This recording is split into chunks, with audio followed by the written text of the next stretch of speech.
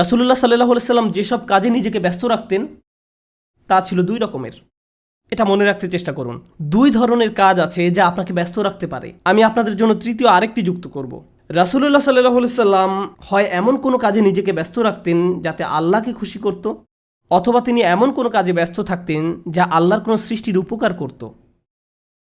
তিনি হয় শুধু আল্লাহর জন্য কিছু করতেন, নামাজ পড়া, জিকির করা, এই কাজগুলো ছিল শুধু আল্লাহর জন্য, অথবা তিনি কাউকে সাহায্য করতেন, তিনি কাউকে পথ দেখাতেন, শিক্ষা দিতেন, এমনকি তিনি মানুষকে জীবিকা উপার্জনের জন্য সাহায্য করতেন।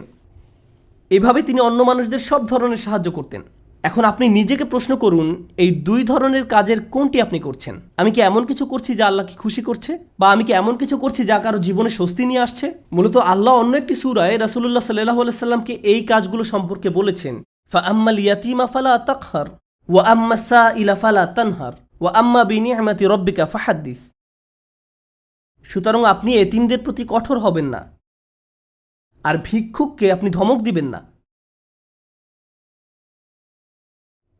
কিন্তু আপনি যখন অতিরিক্ত চিন্তা করতে থাকবেন নিজের সমস্যাগুলো কতটা খারাপ, জীবনটা কেমন দুর্বিষহ, কিভাবে সব কিছু তার গতিপথ হারিয়ে ফেলছে, কোনো কিছুই কোনো দিন ঠিক হবে না, তাহলে নিজের মাঝে আপনি অতিরিক্ত ডুবে আছেন। আপনি নিজেকে নিয়েই পড়ে আছেন। এভাবে নিজেকে নিয়ে পড়ে থাকলে আল্লাহর সাহায্য আসে না। এভাবে আল্লাহর সাহায্য আসে না। আল্লাহ বলেন, ওয়া ইলা রব্বিকা ফারগব, এবং আপনার পালনকর্তার প্রতি মনোনিবেশ করুন। আমি আর আপনি যে সমস্যাগুলোর মাঝে দিন পার করছি, আজ সেগুলোকে অনেক বেশি, অনেক বড় বলে মনে হয়। সমস্যা ছাড়া আর কিছু নিয়ে আমরা ভাবতে পারি না। কিন্তু একটু সামনে এগিয়ে চিন্তা করলে বুঝবেন আমরা সবাই একটা গন্তব্যের উদ্দেশ্যে ছুটছি, আর সেই গন্তব্যটি হলো আল্লাহর সাক্ষাৎ। ওয়া আন্না ইলা রব্বিকাল মুনতাহা। যদি এই ব্যাপারটা ভুলে যান যে আপনি একটি রেলগাড়ির ভিতরে আছেন, বুঝতে পারেন বা না পারেন আপনি আল্লাহর দিকে ছুটে চলছেন।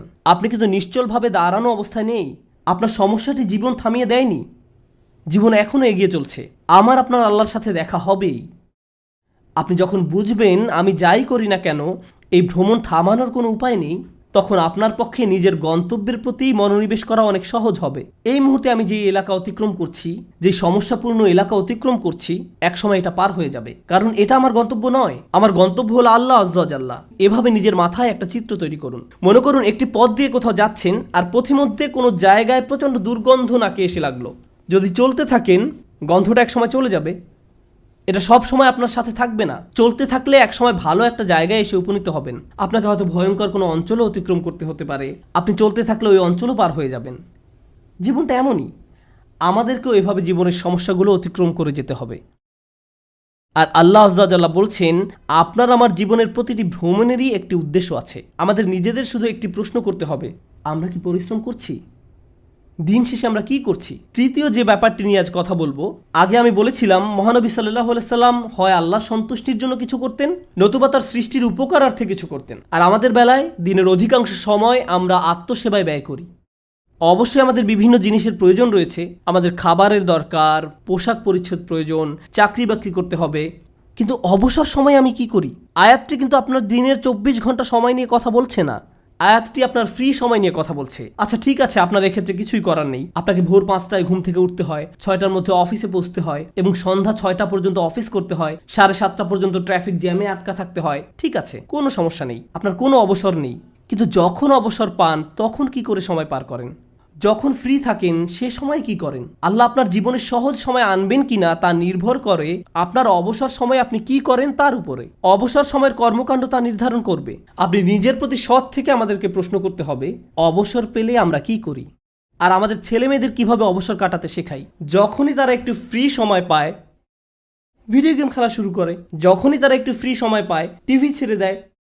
আমরা উপকারী কিছু করছি না, আমরা প্রোডাক্টিভ কিছু করছি না। একটু সময় পেলে আমরা স্বার্থপর বিনোদনে ব্যস্ত হয়ে পড়ি, স্বার্থপর ভোগবিলাসে যুক্ত হয়ে পড়ি। মাথার মধ্যে শুধু এই চিন্তাগুলো ঘুরপাক খেতে থাকে, দুপুরে কি খাবো, রাতে কি খাবো, কোন সিনেমাটা দেখব, কিছু দেখতে চাও, কিছু খেলতে চাও। দিন রাত সারাক্ষণ শুধু বিনোদন, ভোগবিলাস আর অর্থহীন রঙ্গরসে ডুবে থাকা। আমাদের জীবন এমনই হয়ে গিয়েছে। কিভাবে এটা ফানসাব? এটা ফানসাব নয়, আল্লাহর এই নির্দেশে ফাইজা ফারাগতা ফানসাব। কোনো ব্যক্তি যদি এভাবে আমোদ প্রমোদের মাঝে নিজেকে হারিয়ে ফেলে তখন কি হবে জানেন? এগুলো তার জীবনকে আরো কঠিন করে তুলবে। আমি বলছি না আপনি কোনো কিছু খেলতে পারবেন না বা কোনো ধরনের বিনোদন করতে পারবেন না। আমি জানি এটা গ্রীষ্মের সময়, স্কুল ছুটির কারণে বাচ্চারা এখন খেলাধুলা করতে চায়, এটা ঠিক আছে, কিন্তু তাদেরকে একই সাথে শেখাতে হবে কিভাবে সময়ের উত্তম ব্যবহার করতে হয়। তারা এটা শিখতে পারবে না যদি তারা আপনার কাছ থেকে না শেখে। আমরা যদি অবসর সময় পেলেই অপচয় করা শুরু করি, অর্থহীন কাজে নষ্ট করে ফেলি, উপকারী কোনো কাজে সময় ব্যয় না করি, তাহলে তারাও এই অভ্যাস আমাদের কাছ থেকে আয়ত্ত করবে।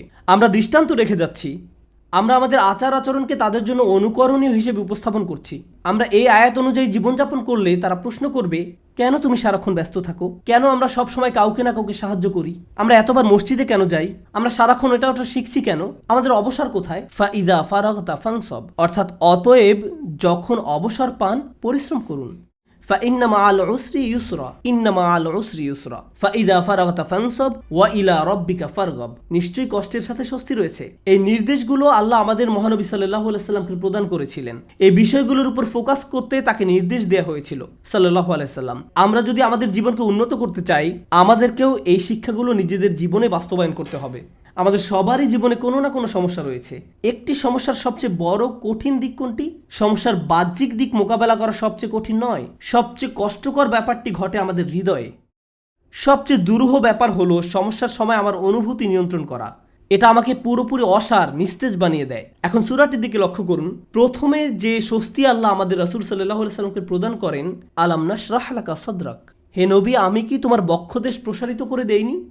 আমি তোমাকে প্রশান্তি দান করেছি। এখন মানুষ যখন শুনতে পায় আল্লাহ সুবহানাহু ওয়া তাআলা মহানবী সাল্লাল্লাহু আলাইহি সাল্লামকে মানসিক প্রশান্তি দান করেছেন, একজন মানুষের জন্য সম্ভাব্য সবচেয়ে যাতনাদায়ক সময়েও তিনি মানসিক দিক থেকে প্রশান্তিতে ছিলেন। ফাইদা ফারাগতা ফানসব ওয়া ইলা রাব্বিকা ফারগব, অতএব যখন অবসর পান পরিশ্রম করুন এবং আপনার পালনকর্তার প্রতি মনোনিবেশ করুন। আমরা যদি এই কাজটি করতে পারি, তাহলে আশেপাশের মানুষ আমাদের সম্পর্কে যাই বলুক না কেন, এতে কিছুই যায় আসে না। বাহ্যিক দিক থেকে আমরা যে সংকটেই থাকি না কেন, তাতেও কিছু যায় আসে না। আমরা মানসিক দিক থেকে দারুণ প্রশান্তিতে থাকব। অন্য সবাই তো কাঁদবে, নার্ভাস হয়ে থাকবে, কিন্তু আপনি নিজেকে প্রশান্ত পাবেন, কারণ আপনি এই মহাসত্য অনুযায়ী পথ চলেছেন। আমি দোয়া করি আল্লাহ আজ্জা ওয়া জাল্লা যেন আমাদের সবার অন্তরে প্রশান্তি দান করেন। আল্লাহ আজ্জা ওয়া জাল্লা আমাদেরকে ওই সমস্ত মানুষদের অন্তর্ভুক্ত করুন আল্লাহর করুণায় যাদের হৃদয় উন্মুক্ত হয়ে পড়েছে এবং বক্ষ প্রসারিত হয়েছে। আমি দোয়া করি আল্লাহ আমাদের দৃঢ় মনোবলওয়ালা মানুষদের অন্তর্ভুক্ত করুন, যেন আমরা আমাদের সময়ের সর্বোত্তম ব্যবহার করতে পারি এবং এর ফলে আল্লাহ আজ্জা ওয়া জাল্লা আমাদের জীবনের কষ্টের চেয়েও বহুগুণ বড় স্বস্তি নিয়ে আসেন। বারাকাল্লাহু লি ওয়া লাকুম ফিল কুরআনিল হাকিম ওয়া নাফা'নি